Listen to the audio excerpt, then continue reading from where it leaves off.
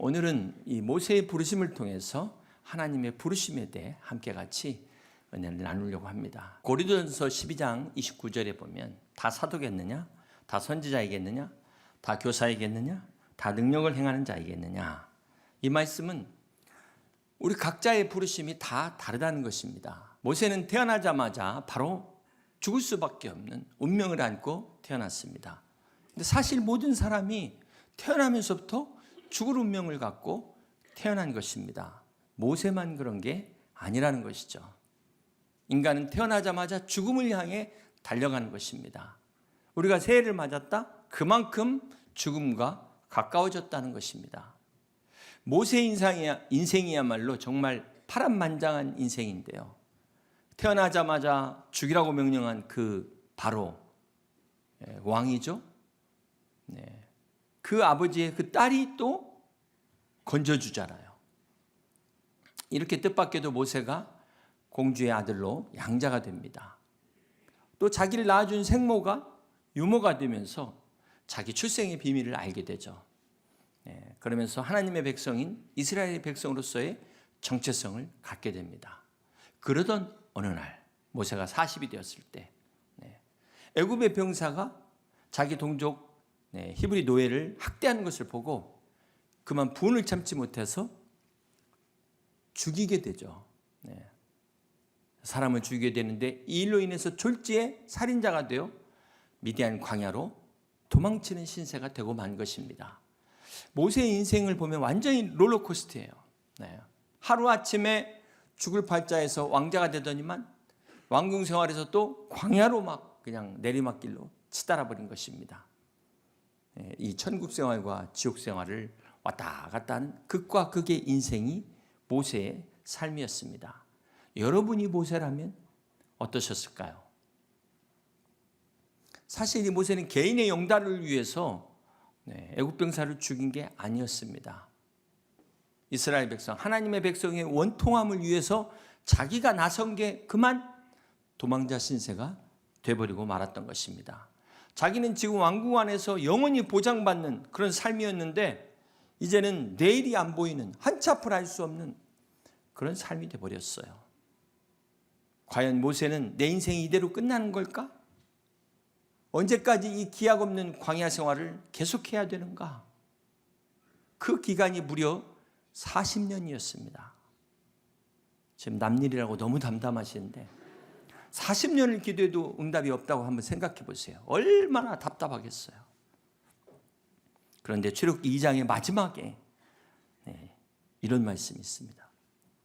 하나님이 그들의 고통 소리를 들으시고 하나님이 아브라함과 이삭과 야곱에게 세운 그의 언약을 기억하사 하나님이 이스라엘 자손을 돌보셨고 하나님이 그들을 기억하셨더라. 그렇습니다. 출애굽기 2장의 마지막은 이렇게 끝납니다. 하나님이 그들을 기억하셨더라.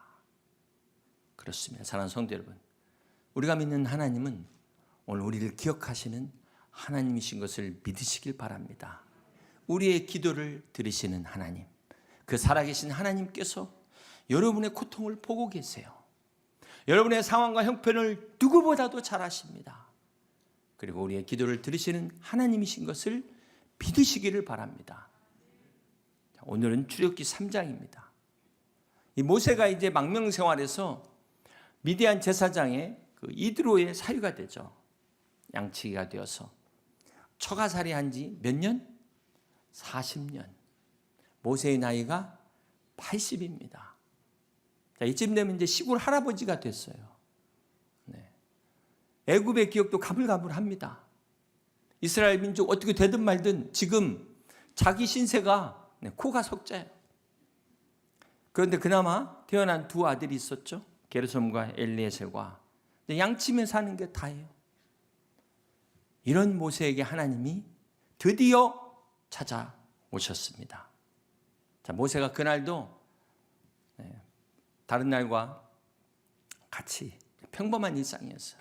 양을 치다가 아주 신비한 광경을 목격합니다. 출애굽기 3장 2절을 보시면 여호와의 사자가 떨기나무 가운데로부터 나오는 불꽃 안에서 그에게 나타나시니라. 그가 보니 떨기나무에 불이 붙었으나 그 떨기나무가 사라지지 아니하는지라. 떨기나무에 불이 붙었다니까 얼마나 거룩한 나무일까. 이렇게 보시면 아카시아과에 속하는 가시나무입니다. 사막과 강야에서 흔하게 볼 수 있는 나무입니다. 자, 보시다시피 이 나무는 땔감용밖에 쓸 용도가 별로 없어요. 네. 그런데 이 떨기나무에 불이 붙어서 나무가 타지 않는다? 얼마나 신비스럽게 보입니까? 근데 잘 생각해 보시면 떨기나무 자체는 절대 신비한 나무가 아니에요. 그 광야에서 제일 흔한 나무가 이 떨기나무입니다. 그런데 왜 이 떨기나무가 거룩한 나무가 되었을까요? 네. 이 떨기나무가 우리에게 주는 교훈이 뭘까요? 우리 출애굽기 3장 1절을 다시 봅니다. 모세가 그의 장인 미디안 제사장 이드로의 양떼를 치더니, 이렇게 3장이 시작돼요. 모세가 하나님을 만났을 때 뭘 했다? 네, 양을 치다가 하나님을 만났다는 것입니다. 모세가 자기 평소의 일상생활 가운데서 하나님을 만나고 있다, 이 얘기를 하고 있어요. 하나님의 불이 나타나는 것이 무슨 막 거룩한 어디 산꼭대기 기도원에서만 나타나는 것이 아니라 평상시 우리 삶의 현장에서 일상 가운데 하나님이 찾아오셨다는 거예요. 그렇습니다. 사랑하는 성도 여러분, 오늘 여러분이 예배드리는 우리 교회에서 하나님이 우리를 만나 주신다는 겁니다. 지금 듣는 이 설교를 통해서 하나님의 음성을 우리에게 들려주신다는 거예요. 그러므로 여러분, 오늘 이 자리가 모세가 하나님의 음성을 듣는 거룩한 자리가 되시기를 주님의 이름으로 축복합니다. 오늘 이 자리가 모세가 하나님을 만난 그 호렙산의 자리가 되시기를 주님의 이름으로 간절히 축원합니다. 두 번째, 이 떨기나무는 모세를 상징하고 있습니다. 지금 모세의 나이가 80이라고 그랬잖아요. 힘이 다 빠진 노인의 모습입니다. 마치 지금 떨기나무처럼 보잘것없는 그런 모습이 모세의 모습이라는 거예요. 여러분, 이 한번 생각해 보세요. 이 떨기나무에 불이 붙으면은 이거 뭐 한 시간도 안 돼서 흔적도 없이 다 사라지는, 한 줌 재가 돼버리는 그런 연약한 존재가 바로 모세의 모습이라는 거예요. 떨기나무의 신세가 오늘 모세의 신세라는 것입니다. 그런데 생각해 보면 오늘 우리도 마찬가지예요. 우리가 이렇게 참 좀 너무 멋지게 하고 딱 폼을 잡고 계시지만, 사실 우리가 볼 때 이 하나님 보실 때 우리 이 떨기나무입니다. 좀 잘 나가는 사람은 좀 풍성한 떨기나무, 좀 그렇게 보일 것이고, 그렇지 못한 분은 좀 약간 빈약한 떨기나무, 좀 작은 떨기나무. 뭐 그거 하나님 보실 때는 고작 도토리 키재기. 근데 그거 가지고 우리는 내 팔뚝이 굵냐, 네 팔뚝이 굵냐 이러고 있다는 거죠. 불 붙으면 다 한 줌재로 될 똑같은 존재인데도 이게 바로 어리석은 인간의 모습이라는 것입니다. 우리 하나님은 이런 떨기나무 같은 모세를 통해서 하나님의 새로운 출애굽의 역사를 창조하시기 위하여 모세에게 찾아오신 것입니다. 자, 세 번째로 이 떨기나무 위의 불, 이 불이 사라지지 않았다. 자, 이것은 무엇을 말할까요? 이 불이 바로 하나님의 불을 상징하는 것입니다.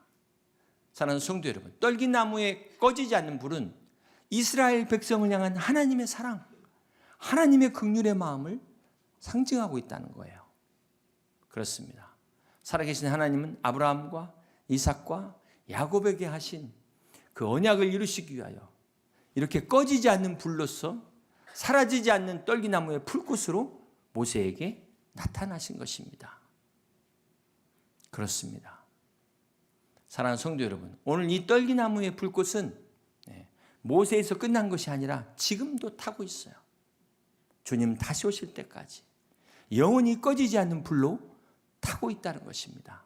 우리가 믿음의 눈을 들어서 이것을 볼 수 있기를 주님의 이름으로 축복합니다. 하나님의 사랑이 떨기나무의 불처럼 저와 여러분이 다 구원받을 때까지 결코 꺼지지 않을 것을 믿으시길 바랍니다. 여러분의 가정에 아직도 믿지 않는 그 영혼들이 다 구원받을 때까지 하나님의 이 떨기나무의 불은 영원히 함께할 것을 믿으시기를 바랍니다. 바라기는 2023년 여러분 가정과 기업에 이 꺼지지 않는 하나님의 불과 같은 사랑이, 하나님의 긍휼하심이 영원히 넘치시기를 주님의 이름으로 축복합니다. 그렇다면 하나님께서 이 떨기나무 가운데 이제 나타나셔서 모세에게 하신 그 첫 번째 말씀이 무엇일까요? 4절과 5절 같이 봅니다. 여호와께서 그가 보려고 돌이켜 오는 것을 보신지라 하나님이 떨기나무 가운데서 그를 불러 이르시되 모세야 모세야 하시매 그가 이르되 내가 여기 있나이다. 하나님이 이르시되 이리로 가까이 오지 말라. 내가 선 곳은 거룩한 땅이니 내 발에서 신을 벗으라. 사랑하는 성도 여러분, 하나님께서 모세에게 신을 벗으라 이렇게 말씀하신 것은 네 경험 내려놓으라는 겁니다. 네가 알고 있는 지금까지 모든 지식 다 내려놓으라는 것입니다.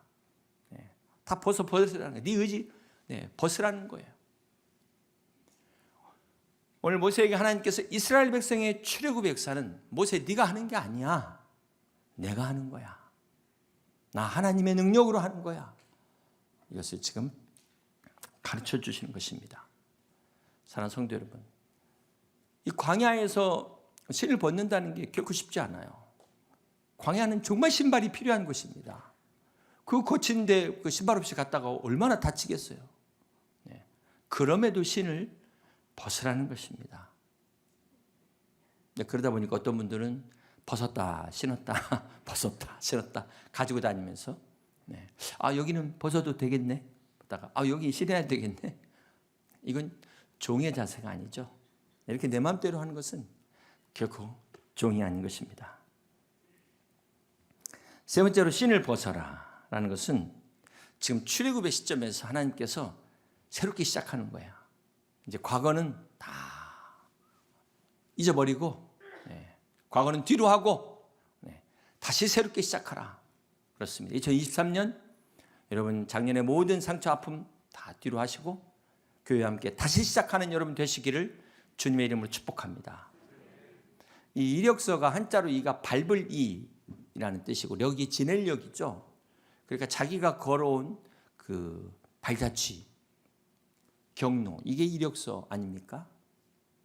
우리가 하나님 앞에 나가기 위해서는 이 땅의 이력서를 내려놔야 되는 것입니다. 땅의 이력서가 수백 장 쌓여도 하나님 앞에 가면 그거 그냥 한 줌째예요. 한 줌째. 엄청나게 쌓아봤자 태우는데 시간 조금 더 걸리는 것뿐입니다. 천국은 땅의 이력서를 가지고 가는 곳이 아니에요. 내 공로를 가지고 가서 하나님 앞에 나갈 수 있는 곳이 아니라는 것입니다. 하늘의 이력서가 있어야 돼요. 나를 구원하신 주님을 위해서 내가 어떤 삶을 살았는가. 천국은 땅의 신발을 벗은 자들만이 들어가는 곳이 천국인 것입니다. 그러므로 하나님 전에 나올 때 세상 신발 신고 오시면 안 돼요. 그 세상에서 막 더러운 것 묻고 막 그 더러운 신발, 진흙탕에 빠진 신발을 가지고 와가지고 그대로 이 강대상 올라다니면서 막 난장판을 만들어 놓는 거예요. 교회는 세상의 신을 벗고 오셔야 돼요. 교회 와서 세상에서는 내 경험으로는 이러시는 분들이 세상에 신발 신고 왔고 교회를 다 더럽히고 있다는 것 아셔야 됩니다. 그러므로 우리는 하나님 앞에서 나는 아무것도 아닙니다. 나는 할 수 없습니다. 이게 신발을 벗은 사람의 자세예요. 그때 비로소 하나님의 역사가 시작됩니다. 사랑하는 성도 여러분, 나는 왜 이렇게 신앙생활했는데 하나님의 역사가 없을까? 내가 여전히 세상의 신발을 신고 하나님 앞에 나와 있지는 않는지 자기의 모습을 돌아보시길 바랍니다. 우리가 한번 모세 입장에서 생각해 보세요. 하나님이 모세를 부르시면 정말 힘 좋을 때, 잘 나갈 때 부르셔야지. 이제 다 늙은 나이에 더군다나 처가살이하고 있는 이 모세를 부르고 있어요. 자, 여기서 우리는 하나님의 생각과 우리의 생각이 다르다는 걸 알 수 있어요. 하나님은 오히려 모세의 이 열정이 다 빠질 때까지 기다린 겁니다. 모세의 열심이 빠질 때까지 40년을 기다렸어요. 이것이 바로 하나님의 방법입니다. 애굽의 왕자로 40년 동안 목에 기부수하다 보니까 이거 빼는데 광야에 40년이 걸렸다는 거예요. 대부분의 사람들이 하나님 만나기 전에 I'm somebody, 천상천하 유아독존, 자기 눈에 뵈는 게 없어. 자기가 세상에서 제일 잘 나가는 사람이야. 완전히 목에 힘이 들어가 있는 상태. 이런 사람들이 한번 이렇게 되면 어떻게 하죠? 잘못하면 목이 부러지는 수가 있어요. 그러다가 주님을 만나면서 어떻게 고백합니까? I'm nobody. 나는 아무것도 아닙니다. 나는 죄인으로소이다. 이렇게 고백하게 되는 거예요. 자, 이때 또 다시 주님이 찾아오시죠. 디베라 바다에 낙심하여 돌아간 제자들에게 오셔서 찾아오신 그 주님께서 다시금 우리를 부르십니다. 오늘 모세를 부르시는 것처럼. 이때 주님의 손에 붙잡힐 때 I'm everybody. 내게 능력 주시는 자 안에서 내가 모든 것을 할 수 있습니다. 이렇게 바뀌게 되는 것입니다. 그렇습니다. 이것이 신앙의 과정이에요. 사랑하는 성도 여러분, 여러분 지금 어느 단계에 계십니까? 모세에게 있어서는 이 광야의 40년이 정말 필요한 시간이었습니다. 결코 시간 낭비가 아니었다는 거예요. 아니 애굽에서 왕자로서의 40년도 필요했습니다. 그리고 광야의 40년, 합 80년의 세월이 다 필요한 시간이었다는 것입니다. 우리는 세상적으로 볼 때 이 모세의 왕자로서의 40년만을 이 자격으로 생각해요. 훌륭하다. 그런데 하나님이 보시기에는 아직 먼 거예요. 하나님이 보실 때 가장 중요한 자격은 무엇입니까? 바로 내려놓음입니다. 내가 할 수 있음에도 불구하고 이것을 다 내려놓을 수 있는. 그래서 하나님께서 모세를 광야 학교에 입학시키셨습니다. 이것이 바로 하나님의 방법입니다. 이 광야 학교 40년 기간 동안 모세의 혈기가 다 빠졌어요. 내 뜻대로 하고 내 방법대로 세상적인 방법대로 하던 모세가 이제 하나님의 뜻대로 순종하는 그 모세로 바뀌는 연단의 시간이었다는 것입니다. 그러니까 하나님이 보실 때 이 광야의 40년은 너무나 중요한 시간이에요. 오늘 우리 성도들에게도 반드시 이러한 시간이 필요합니다. 여러분이 하나님 앞에 더 귀하게 쓰임받기 원하신다면 이 시간은 더 필요한 것입니다. 위대한 사도 바울도 다메섹 도상에서 주님 만난 날 바로 쓰임받지 않았어요. 3년을 아라비아 광야에 들어가서 연단의 시간을 가졌던 것입니다. 그렇습니다. 우리가 정말 주님께 쓰임받기를 원하신다면 반드시 연단의 시간이 필요합니다. 사랑하는 성도 여러분, 하나님께 쓰임받을 때 제일 위험한 사람이 누굴까요? 제일 위험한 사람, 그것은 바로 한 번도 실패를 경험해 보지 않은 사람이 제일 위험합니다. 목에 힘이 들어간 사람, 이 사람이 제일 위험해요. 우리가 하나님의 도움을 받기 위해서 내 힘을 빼셔야 돼요. 그렇지 않으면 그 상태에서 했다가는 결국은 하나님의 영광을 가리게 됩니다.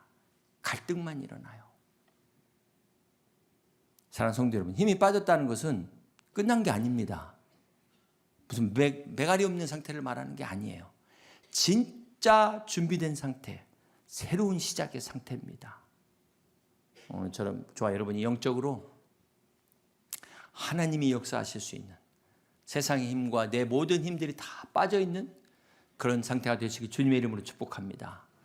모세가 이 상태가 됐을 때가 80이었어요. 이때 하나님이 나타나십니다. 그리고 모세에게 사명을 주세요. 그러자 모세가 하나님께 질문하는 내용이 출애굽기 3장 13절입니다. 모세가 하나님께 아뢰되 내가 이스라엘 자손에게 가서 이르기를 너희 조상의 하나님이 나를 너희에게 보내셨다면 그들이 내게 묻기를 그의 이름이 무엇이냐 하리니 내가 무엇이라고 그들에게 말하리이까. 모세가 하나님의 이름조차 모르고 있었어요. 뭐라고 말하니까 이름을 묻습니다. 이때 14절에 하나님이 모세에게 이르시되 나는 스스로 있는 자니라. 나는 스스로 있는 자다. I am who I am. 이게 나는 나다. 나는 존재다. 이걸 어떻게 이해해야 될까요? 히브리어의 am 비동사죠. 이거는 상태동사뿐만 아니라 동작동사의 의미도 있습니다. 그러니까 무엇이다라는 상태만 규정하는 게 아니라 있게 한다. 뭐를 있게 한다라는 창조의 동사. 자, 그런 관점에서 다시 해석하면 나는 스스로 있는 자. 이걸 어떻게 번역할 수 있습니까? 나는 있게 할 것을 있게 하는 자. 나는 존재를 존재케 하는 자다. 라는 의미가 돼요. 더 명확하죠? 우리 하나님은 바로 무에서 유를 창조하는 창조주 하나님이시라는 것입니다. 우주 만물을 만드시고 인간의 역사를 주관하시는 하나님이신 것을 믿으시기를 바랍니다. 그렇습니다. 지금도 말씀으로 천지를 창조하신 하나님, 우주 만물과 우리의 삶을 주관하시는 하나님이 오늘 우리의 하나님이신 것을 믿으시기 바랍니다. 오늘 출애굽기 3장 7절과 8절 시간이 없어서 못 읽었지만 거기에 보면 하나님을 나타내는 7개의 동사가 나옵니다. 여러분 읽으시면서 같이 한번 찾아보시겠습니다. 자, 준비되셨습니까? 시작. 여호와께서 이르시되 내가 애굽에 있는 내 백성의 고통을 분명히 보고 그들이 그들의 감독자로 말미암아 부르짖음을 듣고 그 근심을 알고 내가 내려가서 그들을 애굽인의 손에서 건져내고 그들을 그 땅에서 인도하여 아름답고 광대한 땅, 젖과 꿀이 흐르는 땅, 곧 가나안 족속, 헷 족속, 아모리 족속, 브리스 족속, 히위 족속, 여부스 족속의 지방에 데려가려 하노라. 아멘. 그렇습니다. 우리 하나님은 우리를 보시는 하나님, 들으시는 하나님, 알고 계신 하나님, 우리와 함께 내려오시는 하나님, 우리를 건져내시는 하나님, 인도하시는 하나님, 마지막 주님 보좌로 데려가시는 하나님이신 것을 믿으시기를 바랍니다. 이제 말씀을 정리합니다. 사랑하는 성도 여러분, 우리 인생에는 두 가지의 길이 있습니다.